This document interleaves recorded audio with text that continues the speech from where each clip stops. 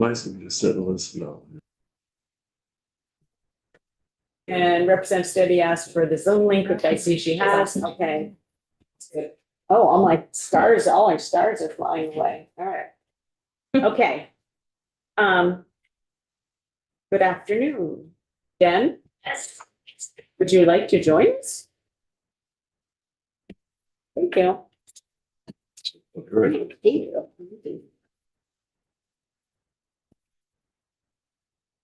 Welcome back. Thank you. You and I are similar height, and so, this doesn't, usually the witness is taller, or so I have to kind of move to the side to see A taller chair if you want. Tennis umpire chair. Welcome back. Thank you. What do you prefer to do first? Do you want to do the S-198? We should probably go ahead since we have people in the room who are interested in S-198. Sure. Are you also looking at 580, a very small amendment to 582? We are, yeah. Okay, great. Yes. So for the record, Jennifer Carby, Office of Legislative Counsel. Can start with S-198. Do you want to pick up where we left off? Well, I have gone what I've been doing in the meantime. Okay. And, so I have a question and, Hannah, right? Okay. Hey, you were going to pick up then all the places where tobacco substitutes needed to be added. I noticed there were several places. Did? And a language thing on how the actual application process happens. We worked on that. On that, Yeah. and then Yes, I have all of these in I have a working draft we're doing going that. of what you have done so far and other things I noticed. Why don't we go through that? Because then I can ask Hannah my question when we get to that piece. So far, this is literally just my document. Just a Word document that I am working on. I'm right one. There we go. All right. Put this. From me? Jen has a new document, so, yeah. So we'll follow along with you. I'm not sure how, are you okay with sending that to Lori, or has it been through editing? It's not been through editing. It's literally just Your notes? as I've been, yes, I mean, as All right, I so went let's pay attention up there and. through what we've done. I can put a big draft symbol on it if you want, but otherwise I'll just. Before Representative Garofano asks, can you make it a little bit bigger? Sure. Thank you. Seems fair. Your eyes are fine. I can see that. I can see it fine. It's the close-up that I have the problem with. So we balance each other out. Exactly, right? Yeah. All right. So this, I have framed it as a strike all amendment. If there end up being big chunks of it you don't do anything with, maybe we will limit it more, but otherwise, at least for now, I think it's useful to see it in markup with all the language in it. So the first thing that I did is throughout where I realized it was referring to other tobacco products, and this is about to bring up a bigger conversation, or at least let you know about a bigger conversation. Right now, because it uses the definitions from the tax statutes, it talks about other tobacco products, which is where tobacco substitutes fall in the definition of where they fall in those statutes. I have been working starting yesterday into this morning and ongoing now with Department of Taxes, AG, Attorney General's office, potentially liquor and lottery, depending on what happens, to try to get our arms around some of the definition inconsistencies between the two chapters, of which this is one example. But at least for now, using our definitions here, cigarettes, little cigars, roll your own tobacco, snuff, and new smokeless tobacco all fit in our definition in Title VII of tobacco products. So this would. How happy I am to see that, Jen. Fewer words? Well, I hated that, the new year, new Yes. smokeless Yeah, that tobacco. may still be a thing, and I'm learning more from the Attorney General's office, even within the last hour, about what that actually May come back. means and is its own very specific product. Too excited. Oh, don't get too excited. Okay, all right, I won't. But for our purposes, yes, it's hidden in a definition. So this would now talk about a wholesale dealer being anyone who imports or causes to be imported into the state any tobacco products or tobacco substitutes for sale, etc. And I've done that. There are a few places that language appeared, so I've done the same thing in each place for our new wholesaler definitions. So that's the first change. The second change has to do with the licensure. And so this would now say, for a license or endorsement required under this section, a person shall apply to the legislative body of the municipality using the application provided by the board in accordance with subdivision B1 here, which says the board shall prepare and issue forms. And pay the following fees, and we still have the fees going to liquor control. And then there's some language here that kind of, again, reflects what you were talking about with the flow and who's making decisions. So this would now require the municipal clerk to forward the application to the division. And if the municipality's local control commissioners have approved the application for a tobacco license and, if applicable, a tobacco substitute endorsement, then the division would issue the tobacco license and endorsement as applicable. So this is reflecting that decision-making about whether to approve is still at the local level. I appreciate, thank you for working on that because I realized it was existing language, but it just made sense to make it be what actually happens. All right, now we have no changes until 1005, and this is what we had looked at last time around the possession. Did you I have something to actually say have a that? question. This is, Okay. I have a question back under 1002, paragraph B2. Wholesale license shall be issued by the division upon application. So I guess my question was, is it, I mean, that is a shall. So is there ever a denial? This is for you, Hannah, sorry. It's on, on version. They haven't done this. Department of Liquor and Lottery hasn't done this yet because this is the language that is currently in the tax world. Oh, right. I don't know if. Because we're talking about wholesale license. I guess I get some wondering. This doesn't leave any option for there not to be an issuance of a license. If it's not filled out correctly or. So National Event for Liquor Lottery, so I would, underscore Jen's point that we haven't yet done this, however, I'm going to assume that this now is the liquor wholesaler language. This really came out of the tax language, so we'll have to look. I'm going to consult the liquor wholesaler license language. We to can look see at if it's this. Also shall. And we can- Okay, the shall just popped out at me as like, that's so definitive and if there's. I don't think it requires them to issue, in practice, I don't think it requires them to issue a license if somebody has not fulfilled the requirements to obtain a license. But I think we can make some changes to it if the committee would. It doesn't say that, but Liquor wholesalers is the same name. So, like the wholesalers society, yeah. So we'll have to look at what else is in there, but I'm highlighting it in green, so it's a different color and stands out to me, to go back and look at. So I'll look at it, I'll consult with Hannah, Okay, we'll make some revisions. thank you. Sure. Anything else before the? No, possession? then Okay. one of 10.5, yeah. Yes, all right, so now we are on the 1005, individuals under 21 years of age. So I have put back in the prohibition on possession, purchase, or attempted purchase. I've tried to reflect it a little bit more clearly in the section heading as well, so that it would say individuals under 21 years of age, possession or purchase of tobacco products prohibited, penalty for misrepresenting age. And so I put back the language you had talked about. It's just highlighted in yellow, but not underlined to show you that it's, or bolded to show you that it's back.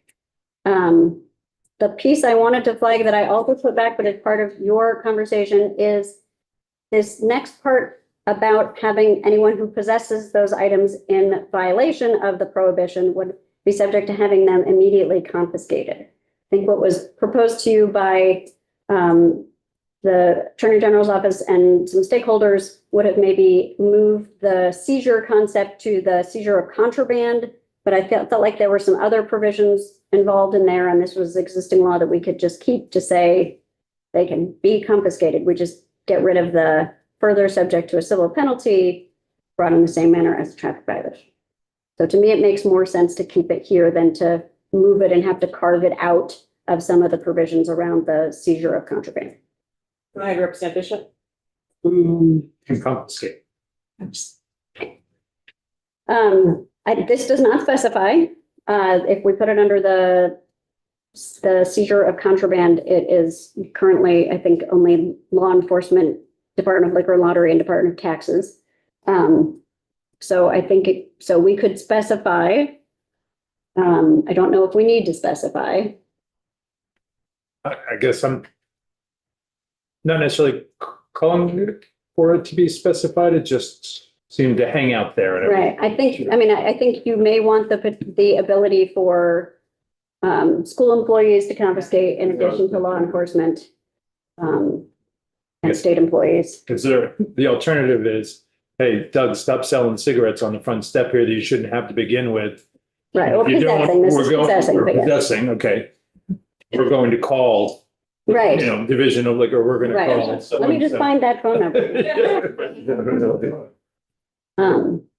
I think, leaving it as is leaves it open to, a teacher, a guardian, a parent, law enforcement, if it happens to be law enforcement, but I think that the notion that we were trying to, I'm just sort of bringing us back to the conversation. The notion that we were trying to convey here is that it is still illegal for people to possess this. And if you find individuals under 21 who are possessing it, then they shall be subject to having it. And I think it's helpful to have that in the same place as the prohibition. Yeah, I think so too. All right, and then we had, Excuse me, did you have a question, Dave? No, that was it. Okay. and then I didn't make any additional changes around the 20, someone under 21 who misrepresents their age by presenting false ID. I think there had been some discussion the last time we looked at this about whether you were comfortable with the increase in the civil penalty cap, the maximum, moving from $50 to $100. So me personally, I'm not comfortable with it. I thought I remembered. And I think that I'm just going to put out a proposal for folks that it's not, I'll just say $50 to a teenager these days doesn't really mean a whole lot. But providing community service or the opportunity to one of the things I don't have the language right in front of me from the email, but to participate in a cessation program or to be referred to a cessation program seems more meaningful to me. I mean, I would be okay with doing away with the fine altogether and having the 10 hours and the offer of the program or both. Put it in. And I'm sorry, I forgot to include, I was caught up in what I was putting back. I did not put in the language about the option to enroll in a nationally recognized youth tobacco cessation program, but we can certainly put that in. So I saw some head nods. Are people okay with that? Yeah. Okay, So, so take out the civil penalty okay, and put the 10 hours and the option to enroll. option to enroll instead of the 10 hours? No, both. Oh, okay, Yeah. right. Right, oh my God.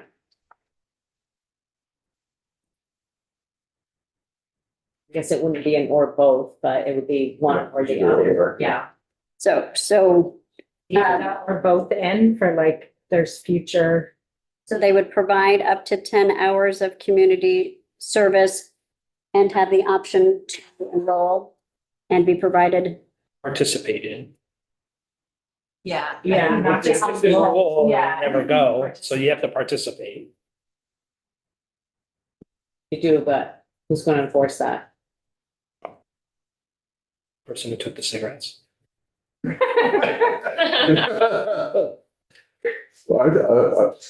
Are they in person? Kind of, I'm thinking they might be. Well, this this is one going to be online. brought in a manner similar to a traffic violation. Well, I don't know if it's brought in a manner similar to a traffic violation if there's no civil penalty. Somebody. Can I phone a friend? I would say a couple different things. totally support the concept of removing a fine, and I think requiring service as a penalty, whether it's the time spent in the cessation program or the time providing community service, there could be challenges to not having a fee or a fine available. Because you're essentially forcing someone, which is, largely legal, but I just float that as a policy concern. And That's sort of what our intent is. yeah, and then the second one is enforcement would come back to, Would it go through traffic violation? yeah, I think this is Reduced, this traffic ticket, that's how they've been treated. Yeah. even without a penalty, even without a financial I don't penalty? know is that would be a question for the. Sure, yeah. We'll have to find out. Yeah, Or diversion. I mean, people go through diversion, they're ordered to other programs. Yeah, and our preference, so, sorry, Todd Dalis from the Attorney General's office should have started there. So diversion funding flows through our community justice division.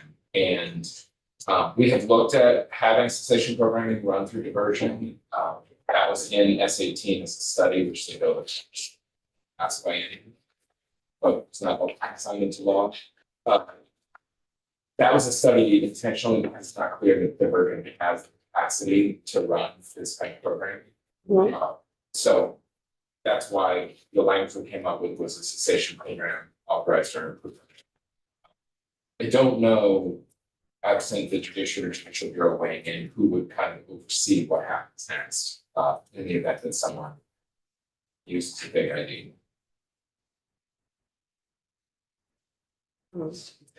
Well, They don't come to us at the AG. I guess we're gonna have to find out. We don't have anybody in the room right now who's I'll can answer the work on that. question. You will work on that? Yeah, Thank you, Tom. Good. Yeah, On the point that would be made there, because yeah, it sounds like but are these escalating suspensions and revulsion timelines aligned with some of these due process protections? And particularly for the small retailers and for We are not at that section yet.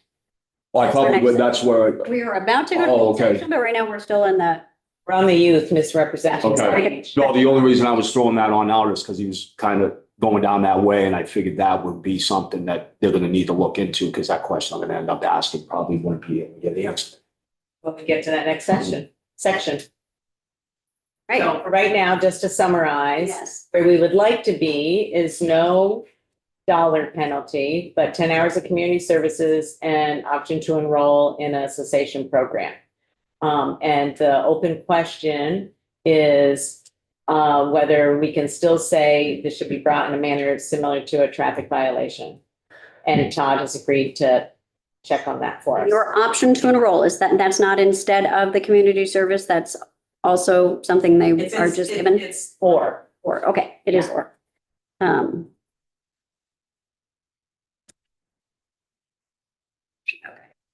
So we still have a little bit of an open question.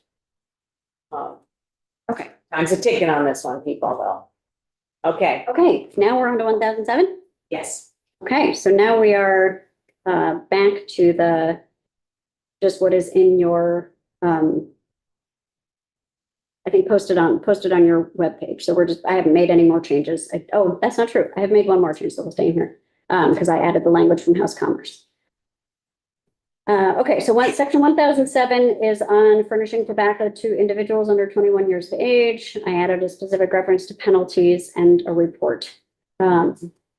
So this is specifying that the sale to a minor is sale or furnishing to a minor. The penalties here in subsection A apply to an individual, which is how I understand they have worked in practice. It's the clerk, if it's at a store, who does the selling, but this would be clarifying individual and not using the broader person, which is what comes up in the next part. It increases the first offense penalty from $100, not more than $100 to not more than $150. And that's a civil penalty and keeping it at not more than $500 for any subsequent offense. and continuing to have those actions brought in the same manner as a traffic violation. So I had a question on this, Yes. at line 16. Do these things really happen within 24 hours following the occurrence of the alleged violation? That seems impossible. It may just be how it gets filed, when it gets filed with Judicial Bureau or with whoever gets filed. with. Yes, Todd, and I think that's actually a DOL question. That's my understanding. We wouldn't issue a ticket. Really more than 24 hours after. I'm sorry, would you say that again? Sure, I would assume, and I can get back to you on this, but I would assume that the OCE team, compliance and enforcement team wouldn't issue a ticket more than 24 hours after the violation. Okay, so this is not, okay, so could you maybe, this is information that I guess we don't know. So your enforcement officers can write a ticket, so they'd be doing that on the spot essentially. Okay, all right, I understand now. Does everybody understand? Yep. Okay, you all probably all understood before I did. Okay, go ahead, Representative Noyce. Would they have access to if the person has had subsequent offenses? So if somebody is issued the $150 ticket, that would probably be on the spot. But then it turns out 5 years earlier or 2 years earlier, they have access to that data. So it was referred to the Judicial Bureau. I believe that they would indeed have that. Right, so as I would see it, just like if you get over for speeding, you're getting the ticket for what you have violated. You are not getting Doesn't say what the fine the is. penalty amount determined in the spot. That makes sense. Thank you. Yeah, so they would have obtained access to, Judicial Bureau would have access to prior violations. All right, and then it clarifies that in addition to a civil penalty imposed against an individual for violation under subdivision 1, for any subsequent violation, the licensee may be subject to an administrative penalty and license suspension or revocation as set forth in subdivision B2. And then subdivision B1 doesn't really make any changes other than persons to individuals on the Division of Liquor Control doing compliance testing to ensure consistent statewide compliance with the prohibition on sales to minors of at least 90% for buyers between 17 and 20 years of age. There's that 17, between 17 and 20. Right, again, this is looking to have at least 90% compliance with the prohibition on sales to minors when using buyers who are between 17 and 20 years of age.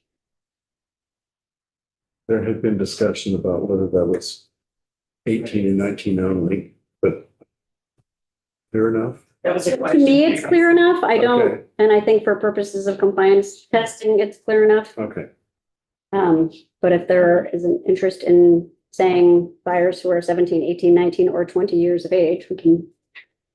So Hannah, is this referring to the mystery shopper kind of thing? Yeah. And so does that mean that your mystery shopper people are between 17 and 20? Include, right, but those are people who, okay, all right. It doesn't seem to have been an issue for people in the enforcement line of things. So I am going to say that we are now moving into areas that do not deal with public health.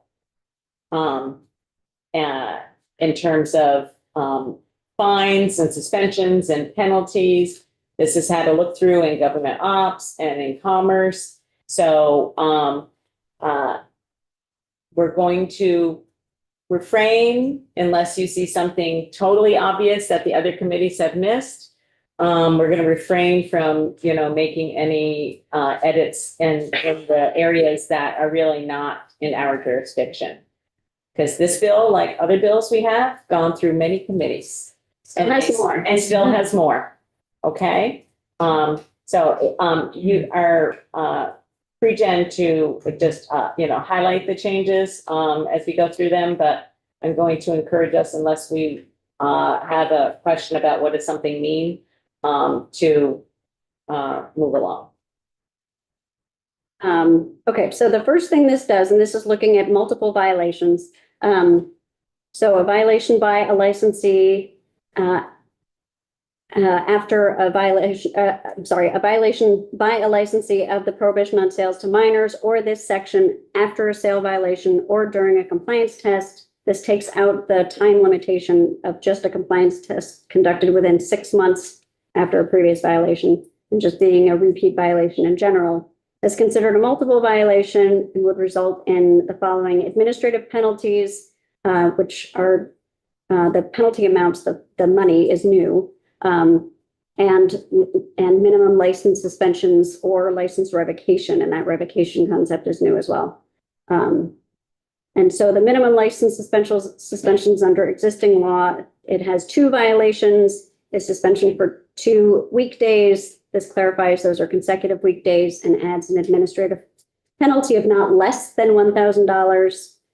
3 violations, it keeps the suspension for 15 days, specifies that those are consecutive days, and adds an administrative penalty of not less than $2,000. 4th violation, still a suspension for 90 days, again, adding consecutive and adding an administrative penalty of not less than $3,500. And 5th violation under current law is a 1-year suspension. Under the bill would be revocation of the license and an administrative penalty of not less than $5,000. All of those without any time limitation. It could be over the course of 15 years. Could be. Does not have a time limitation. I mean, the existing law doesn't have a time limitation except if it was during a compliance test. Okay. Thank you. During a compliance test conducted within 6 months after a previous violation. So I think that's the only time limit right now. It's multiple sale violations over any period of time. My goodness, my stuff goes flying. Will you just a lot of bill files over there. Thanks. All right, then we get to the contraband and seizure statute. And so this is making some changes in the existing statute about what happens with materials that have been seized after being sold, offered for sale, or possessed for sale in violation of certain sections. So first, it's specifically adding tobacco substitutes and adding to the list of what they may have been violating, possessed, sold, offered, or possessed in violation of. This is sale to minors. 1010 is internet sales, and 1013 is the new section on deceptive products, as well as several other existing sections. And any commercial cigarette rolling machines in violation of law are deemed contraband and still subject to seizure by the commissioner. So that's Commissioner of Liquor and Lottery, or their agents or employees, or Commissioner of Taxes, or their agent employees, or any law enforcement officer in the state when directed to do so by, and this is clarifying because the commissioner after naming 2 is confusing. So by either commissioner or by the Department of Liquor and Lottery. And then specifying that all of the items would be destroyed at the expense of the violator and requiring disposition to be in compliance with the Agency of Natural Resources Hazardous Waste Management rules. And it specifies that anyone in possession of contraband would be fined not more than $1,000 or less than $500, and that is per item. So that per item specification is new. I don't know how it's implemented now. Then we get to the internet sales. So some changes from the bill as they came to you, and then the new language proposed to you by Commerce in this section.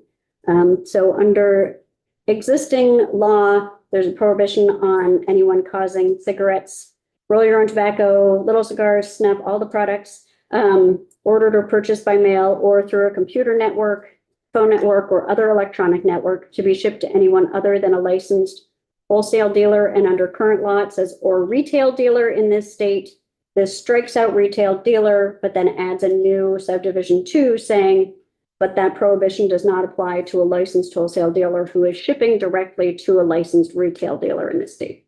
So really, retail dealers in this state can only get them from licensed wholesale dealers in this state. And then just adding additional items to the list of what each shipment constitutes a separate violation. And then I put in here, I labeled House Commerce proposal is this new subsection E. And that would require on or before January 15th of each year, this is reporting. On or before January 15th of each year, the Department of Liquor and Lottery and Attorney General's office would each report to the Commerce Committee, this committee, and your Senate counterparts on enforcement of Vermont's laws relating to online sales of tobacco products, tobacco substitutes, and tobacco paraphernalia, as set forth in this section. So for liquor and lottery, they would be directed to report at least the following information for the previous 12-month period: the number of online compliance checks the department conducted, the number of cases relating to online sales activity that the department referred to the Attorney General's office for further action, and the number of reports of unlawful online sales activity that the department received from the public and the outcomes of those reports. And the Attorney General's office would report at least the following information for the previous 12-month period: the outcomes of cases related to online sales activity that were referred by the Department of Liquor and Lottery, so that includes these up here, or any other governmental source, the number of reports of unlawful online sales activity that the office received from the public and the outcomes of those reports, and the number and amounts of any monetary penalties imposed and other legal remedies executed by the office related to online sales activity. You can see the Commerce Committee is interested in understanding enforcement of the online sales prohibition. Any have any questions about that? One of the things, we're going to get through this whole thing, but one of the things that I'd like to have some discussion about is at various points in the traveling of this bill, it had an enforcement position contained within it. And I have some information I'll forward you from JFO about that. And so I'd like to have some discussion about whether we should be really looking at an enforcement position. We did hear from Liquor and Lottery that that is not in the budget. It's not something they're requesting. But you know, I think sometimes we have we put in place things such as this, and we fail to give adequate resources to the entities to carry out the enforcement activities that we are asking them to do. So anyway, so we'll get to that in a minute. I just wanted to alert you to it because it directly relates to this enforcement activities and reporting. Section 1013 is the prohibition on deceptive tobacco products and tobacco substitutes. So this is all new language, but it's been in the bill as we have looked at it. So this is the prohibition on anyone marketing, promoting, labeling, branding, advertising, distributing, possessing for sale, offering for sale, or selling a tobacco product or tobacco substitute by imitating a product that is not a tobacco product or tobacco substitute, including foods or food brands commonly marketed to minors, school supplies commonly used by minors, portable devices. This is where we can have some input, folks. You do want some, okay. Yeah. Do more detail, but portable devices, including smartphones, smartwatches, video games, or game consoles, and inhalers, and products based on or depicting a character, personality, or symbol known to appeal to minors. Some examples there. Also, prohibition on offering any of these products by concealing the nature of the tobacco product or tobacco substitute, or by using terms for describing or depicting a product that's described in this A through D list. Jen, I was just wondering if we needed and maybe this is sort of doing it. I'm not really sure if number 2 is, and maybe number 2 is really doing what I'm going to ask now. But I mean, should there be a catch-all that said any other products intended to appeal to minors? Yeah. That haven't been thought up yet. But I'm just trying to catch things that, the things that are in here now are things that we hadn't even thought of 2 years ago when we did S18. Yeah. Right, so right now, let's see, you have food and food brands, school supplies, portable devices, products based on or depicting something known to appeal to minors. I think you may want to hear from the Attorney General's office. I don't know from an enforcement standpoint if that makes things easier or harder for them. Thank you. So if you could scroll up just a hair, Jen, to Division 1. So it's imitating a product that's not a tobacco product. Well, that's It's true. already. And this, you're right, this is including. Oh, it says including. Everything under there is illustrative. And Yeah. then I think if you go to 2, right, concealing the nature of it also. Covers We it. feel like it covers a lot Covers of it. waterfront Okay, in terms of what we're really looking at. If it's a vape, that's legal. If it's looking like something else, we will take a hard look at it. okay, all right, thank you. Thank you for that. I forgot that was the meeting. And then we have the enforcement provision. So this is saying in addition to or in lieu of any other civil or criminal remedy that's provided by law, if they determine a person has violated this section, the Attorney General may impose a civil penalty in an amount not to exceed $5,000 for each violation. And it specifies that each instance of marketing, promoting, labeling, branding, advertising, distributing, possessing, for sale, offering for sale, or selling a deceptive tobacco product or tobacco substitute is a separate violation. In any action brought under this section, it allows the state to recover the costs of the investigation, of expert witness fees, and of the action and reasonable attorney's fees. Also has a person who violates this section, says they commit an unfair and deceptive trade practice in commerce in violation of the Consumer Protection Act. And in addition to any other penalty or remedy described here, the Attorney General has the same authority as under that act. Anybody have any questions or comments about that whole section we were just talking about? That's all the stuff that, as it relates to appealing to youth.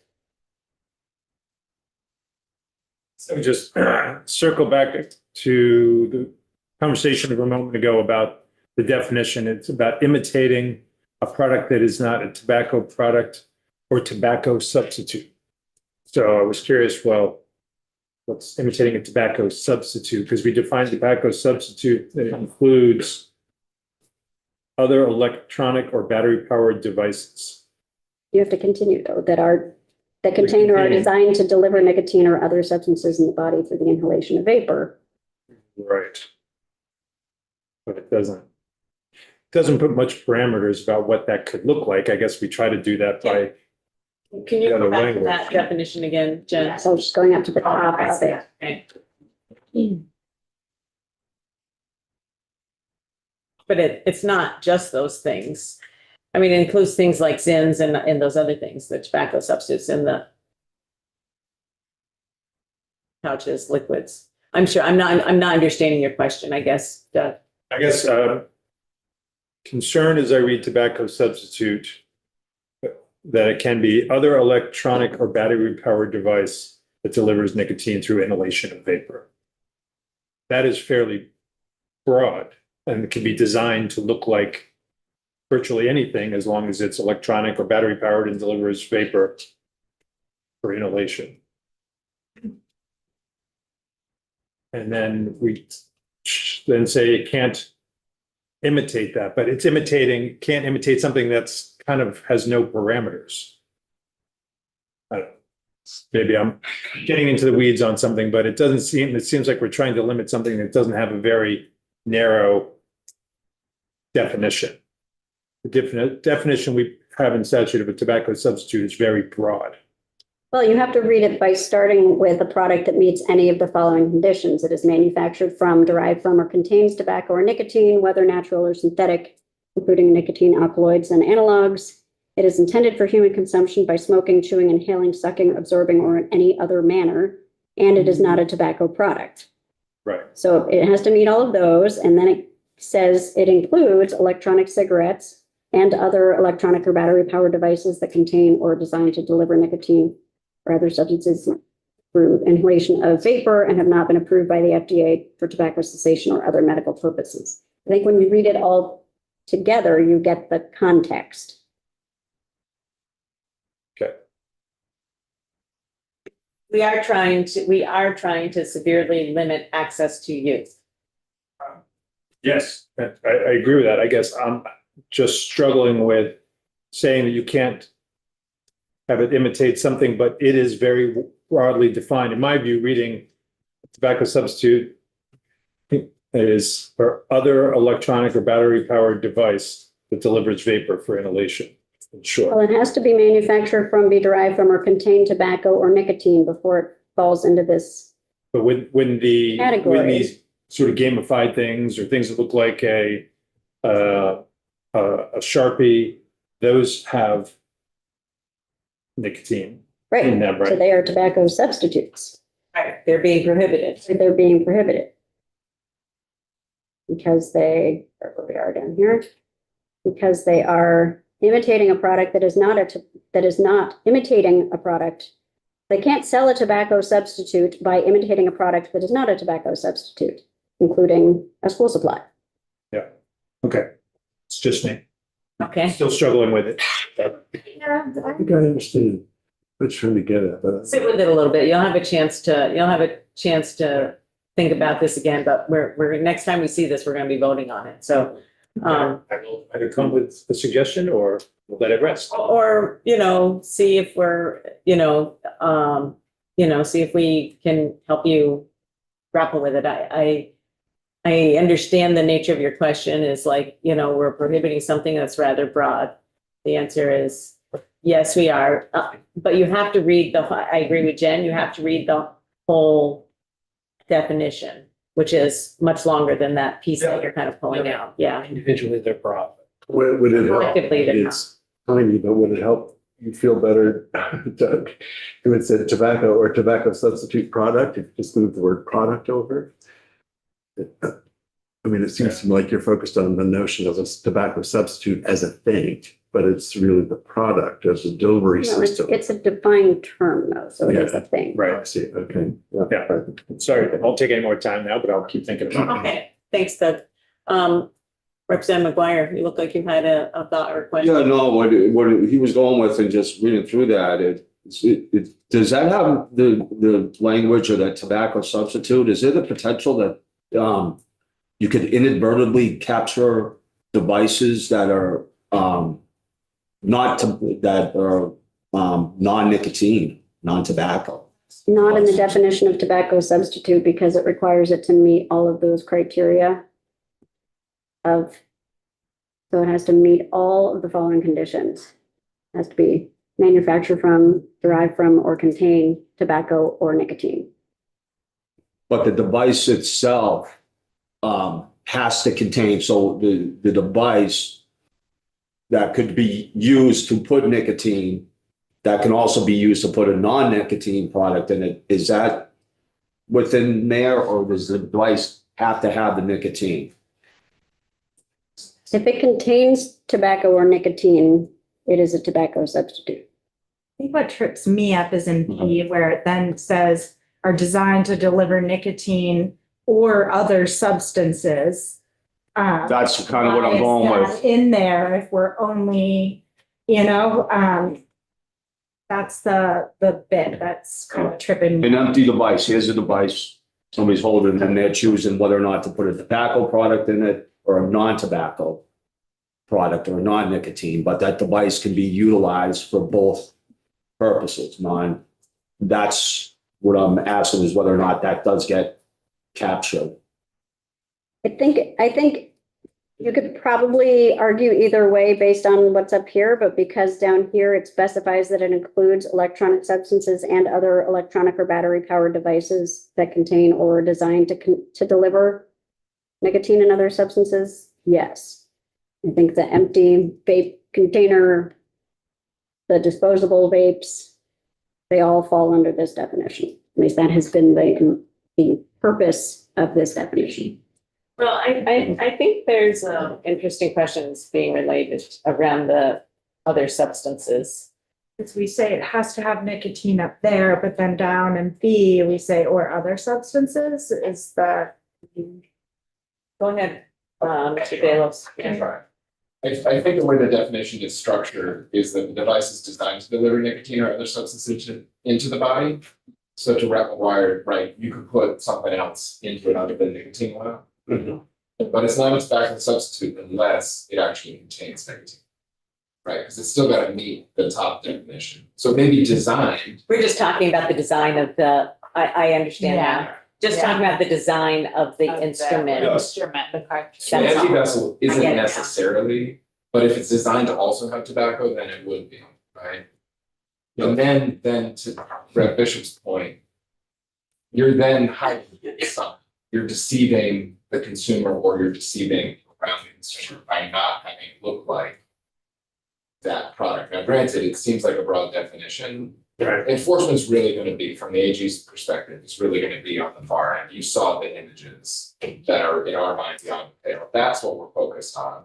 If it's pink and yellow, but it looks just like one that's black and gray or blue and brown, like that's not necessarily gonna change an enforcement perspective. But if it looks like a stuffed animal, that's what we're going. Yeah, I'm getting that reference now. It's just to the construct of the tool. The Yeah. tool, yeah. Okay, all right. I think we can move on. All right. Now we get to, we're moving into first we're moving into the Judicial Bureau, and this is clarifying, or at least cleaning up the reference to violations of 7 VSA 1005, which is now related to misrepresentation of age by a person under 21 years of age to purchase tobacco products. So it's not related to possession and procurement. It's really, you've limited it to misrepresentation of age to purchase. I'm sorry. Go ahead, Mr. This Darrow. actually answers the question, which I also got confirmation from our enforcement AG on.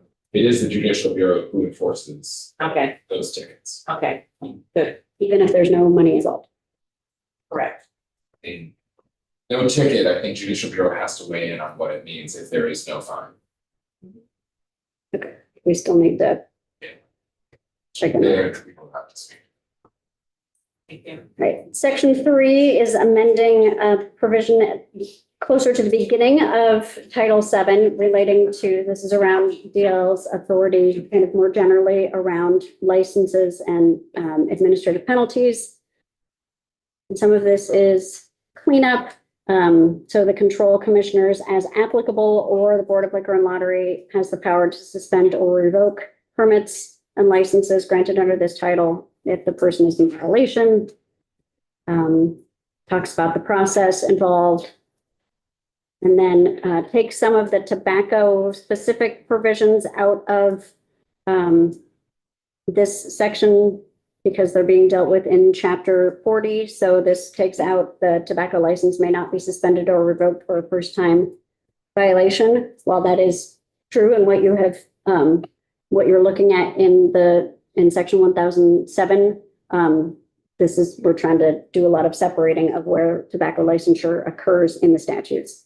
And it just specifies now that suspension or revocation of a tobacco license does not affect any liquor license held by the licensee. It does specify that in addition to other authority, the Board of Liquor and Lotteries administrative penalty authority applies about $7,500 per violation would apply to the holder of any tobacco license for violation of the conditions of the license or this title or rule adopted by the board. And I think that's authority they currently exercise, although it is not as clearly spelled out for tobacco. So this is clarifying that. I was just wondering if tobacco substitute endorsement needed to be added to that. Well, because meaning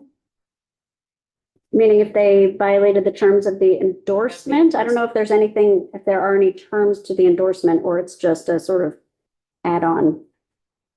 Because anybody with an endorsement has to have a license, and the endorsement itself doesn't do anything other than say, you may also sell tobacco substitutes. So I think they would still be conditioning the license, not the So the endorsement. violation would still be for the license. That's Not my the endorsement. understanding.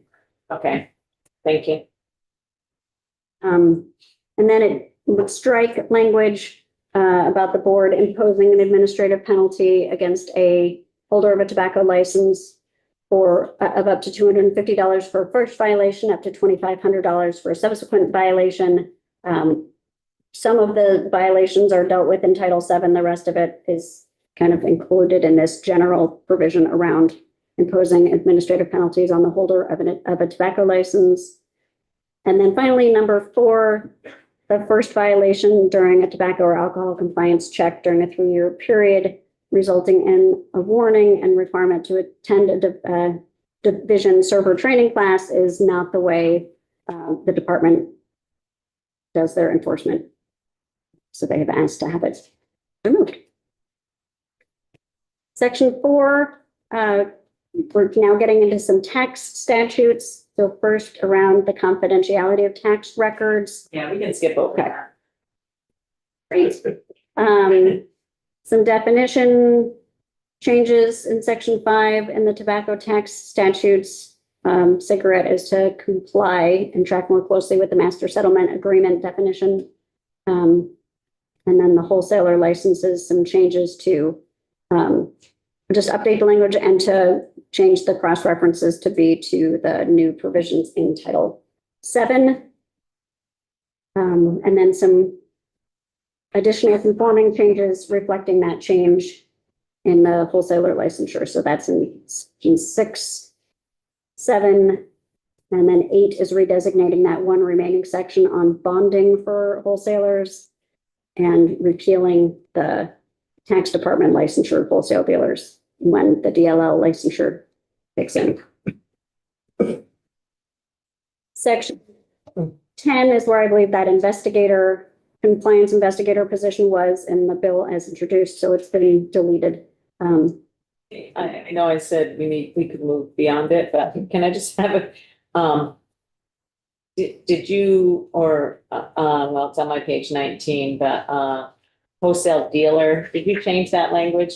I moved it all over to, yes, so in this step, in this chapter, it does make sense because other tobacco product is the statute, this chapter's form of tobacco substitutes, but I did make those changes in Title 7 to refer to tobacco products and tobacco substitutes. Is that the?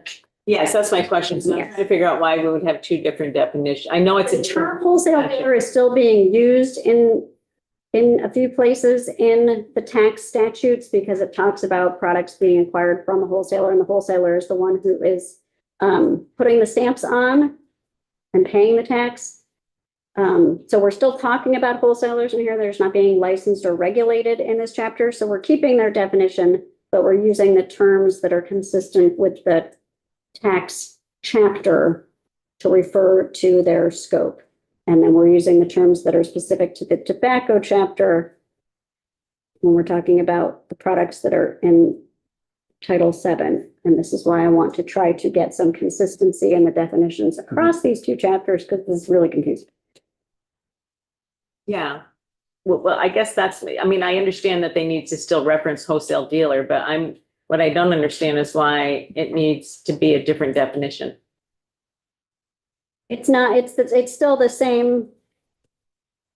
I mean, I could just point over to Title 7 for all of it, but since they were already here and they're being used in this chapter, it just seems weird to me, it seems weird to reference it in one way in one chapter and a different way in the other chapter when we're meaning the same thing.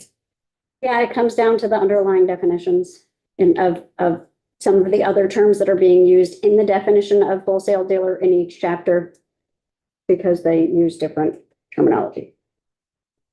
I don't think we have anybody from the tax department here, do we? Oh, we do. Hi, I'm Sarah. Yes, Sarah, sorry, Brad, Sarah, thank you. Is there a specific question I can? Yes, well, so a wholesale dealer, in the liquor and lottery statute now has it reads differently than what you see up there on the screen. We got rid of all of those examples and we now say tobacco or tobacco substitutes. And I'm just saying, I think it adds confusion to statute if we have two different definitions when we're meaning the same people or entities. Yes, I mean, there are a lot of, we are defining the same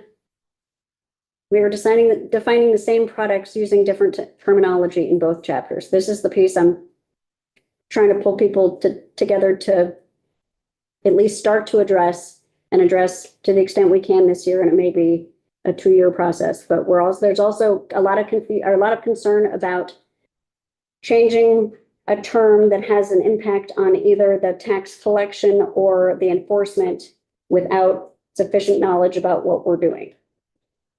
Well, then maybe we should keep it same as what we have here, if there's that concern here, and not change it in the. Oh, we need to, because other tobacco product has a meaning in Title 32, but it doesn't have a meaning in Title 7. Title 7. Ditto what Jen said. So I am talking to tax. Yeah, I mean, liquor and lottery. we have different definitions, so I guess this is, Too.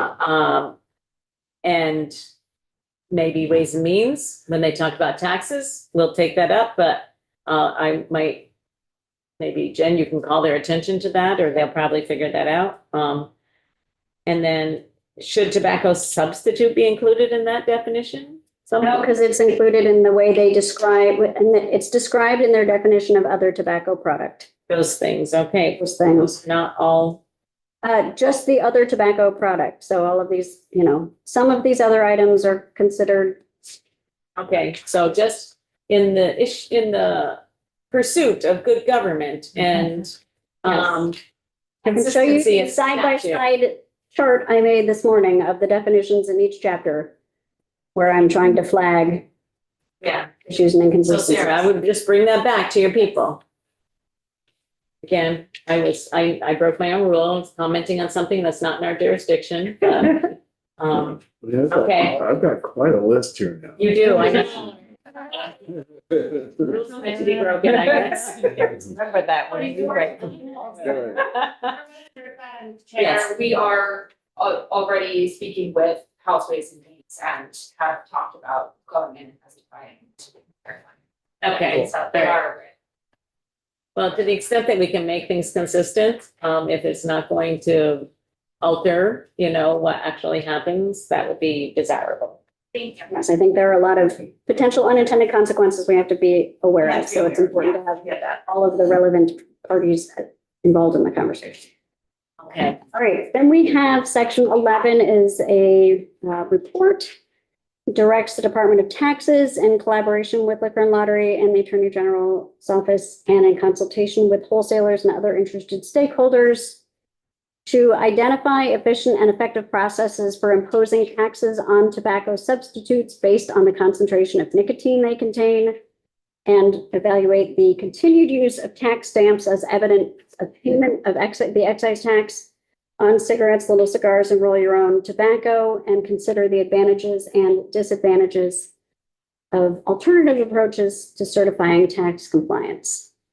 And the report would come back to this committee and others by January 15th of 2027, including proposed next steps and legislative needs. And then we have effective dates. The act takes effect on July 1st, 2026, except the various wholesale provisions moving over to Department of Liquor and Lottery will take effect July 1st, 2027. okay. The only question I had on the committees, I was just wondering if general and military affairs should be added up top. I didn't. Maybe they did not ask to be, but They were told they couldn't touch the bill. That's what I heard. I mean, when I draft these, I'm usually guessing at where the bill's gonna go. Yeah. In my mind. I mean, you'll see, commerce isn't on there either. No, I know. Okay, forever. My mind, this is the committee I work with in the House on tobacco, so I sent it here, but. All right, that's all good. Where I'll be. Okay, so, let's have I'm gonna forward you information, from, Ted. I'm gonna call it Brady, and I think that's not right. Barnett. Thank you. I want to call him Ted Brady for some reason. Don't ask me why. Used to be in the administration. Okay. So the question that I posed to him, because I knew that, I had seen the fiscal note on this. And, there is an increase in revenue. I'm sending it to y'all now. Okay, and then, so there is, he explains the difference. So there is a, increase in revenue that isn't really affiliated with an increase in costs. But there also is additional work requirements, with the addition to DLL of, the wholesalers, that were not previously there. Now, I don't see any staffing coming over from tax department to DLL. And we had the commissioner say that she felt like she could handle the additional workload within that. However, we are asking for an up in enforcement. We're asking really to beef up our enforcement. And in previous versions of the bill, you'll see when you read this, there was $160,000 for the position that was being appropriated from the tobacco settlement fund. I think those funds are already spoken for, so that's not where I would be proposing. I would be proposing that we actually take it from the increase in the revenue that is estimated to occur from this bill if enacted. So that's what I'm putting out on the table as a proposal to reinsert the enforcement position at in DLL.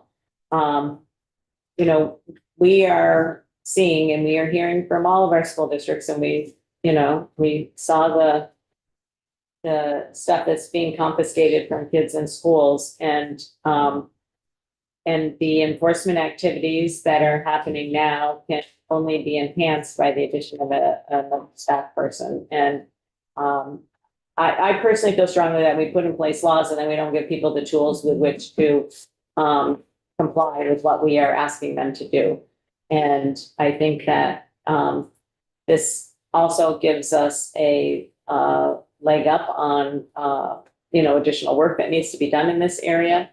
So and there's a nexus to using the fees. I mean, I always remember former treasurer Beth Pierce saying, you shouldn't be increasing fees unless you're going to have a nexus for the expenses that go with it. And this is definitely a related expense for this topic. So I'm just putting that on the table and trying to gauge what people think about that. Yeah. I guess with more limited perspective than your own, Madam Chair, I would think more often than not, though, when we are passing something and there isn't necessarily the tools to carry it out, those departments or divisions or agencies are probably raising their hand and saying, okay, you've given us more work, we need more help. Maybe not getting a head shake in the other direction, but Not if it's not in the governor's budget. I guess That's the party line. if they've said they've been able to do it, I wonder if we don't put something in the report request on this topic to get information back, whatever the date is on that, with respect to the impact on workforce and their ability to carry out their by January 15th. So the beginning of the next legislative session, might we gather information from DLL as to whether they can carry it out or have any input on whether they can carry it out? Yep. Dan? Yeah, like, how much did it generate and where did it go? Just built on. It tells you right here in the note I just sent you how much it generates. I think that note.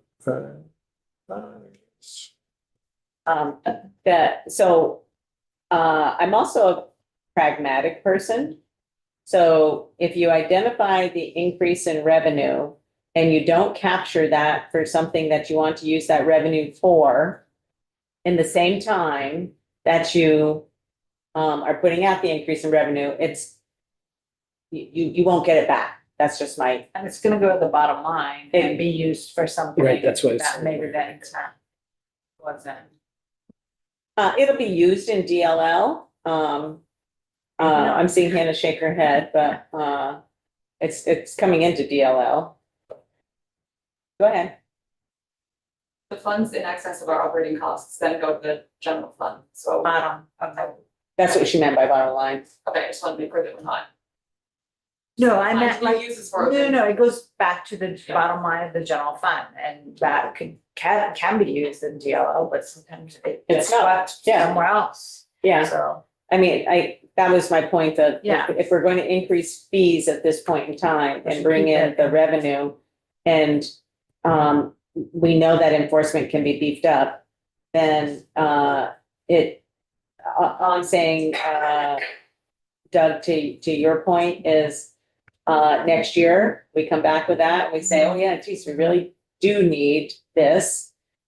We don't have the revenue will, not be associated with that. That will be then a new cost.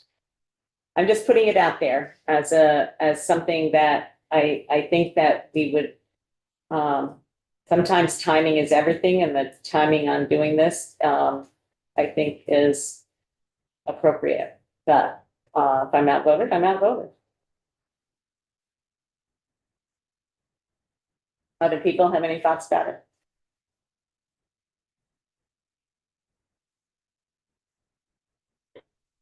You want to sit on it? Okay.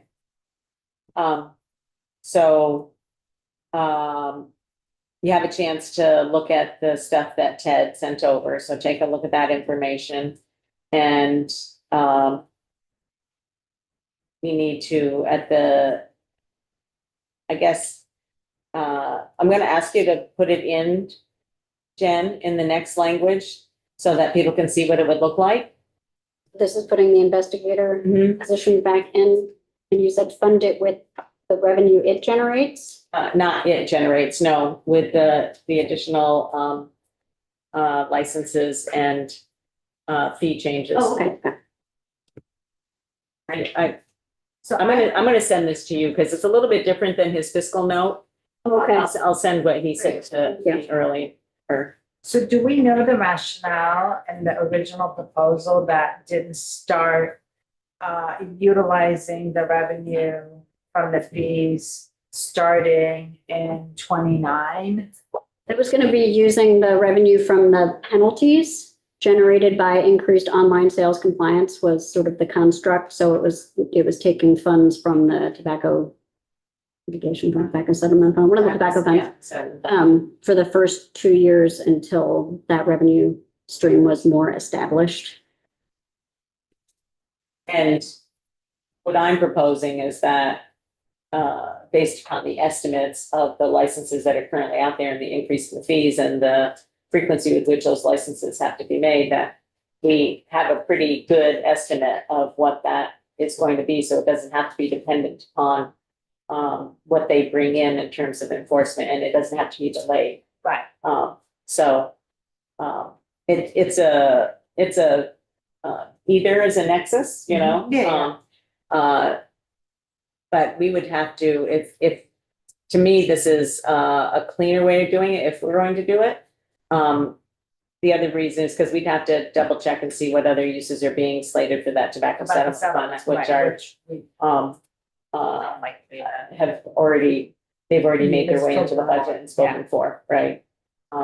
Yeah, I mean, I like your proposal of just utilizing what is being generated and not delaying it. And that way you're connecting the money coming in to a position for enforcement of that activity that we're asking them to do. And they are gonna have the wholesaler is a whole new sort of scope of business for GLL. So we're gonna sit on this. You can review the information that Ted sent, and we'll see the information back in a new draft. But for now, I think this wraps up this one.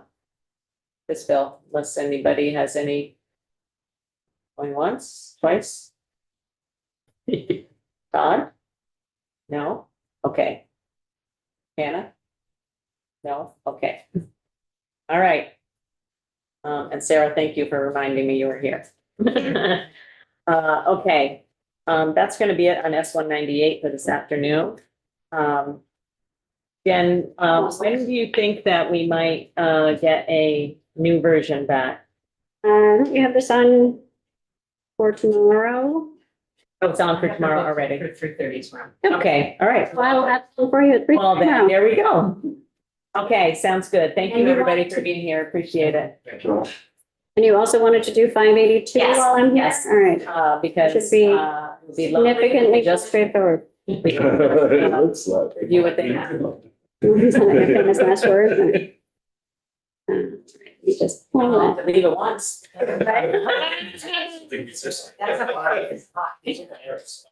I know. Okay, Okay. Senate proposal of amendment. Get ready for it, and then I'm gonna, actually, I should put up, This should be a heated Is that on our website, Lori? Yes. Okay. It's on our website also, people, if you Yes. want to look at it. I will pull up to show you context. All right. So going up on the screen here, we have H 582. What, late, I missed it. No. Yeah, so this is it. They want to take out the words or an advanced directive, and I'm going to show you where that came in, but really it seems to have been, I think I put it in thinking it was appropriate in the context before the bill was introduced, and it was not.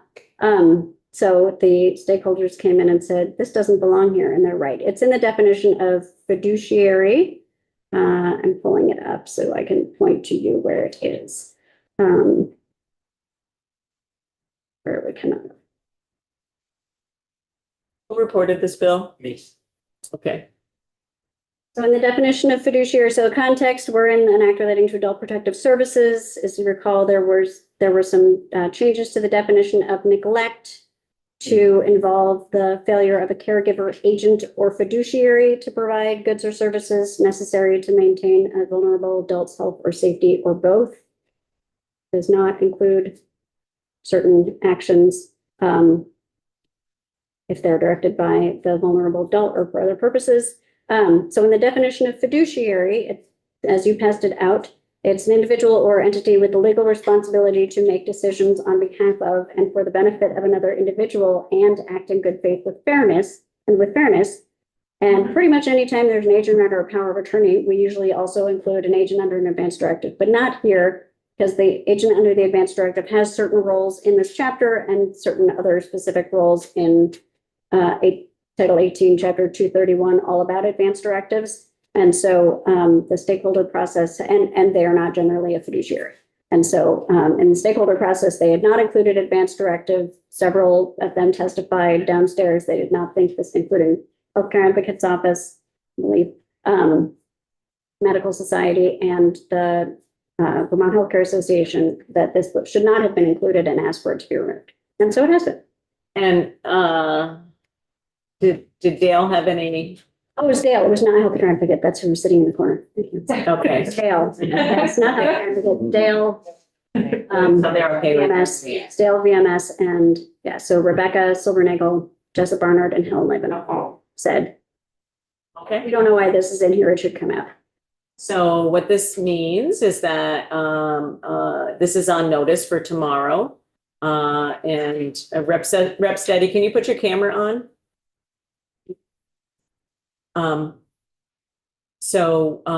What we, Dan will report on whether we vote to concur. I don't know how.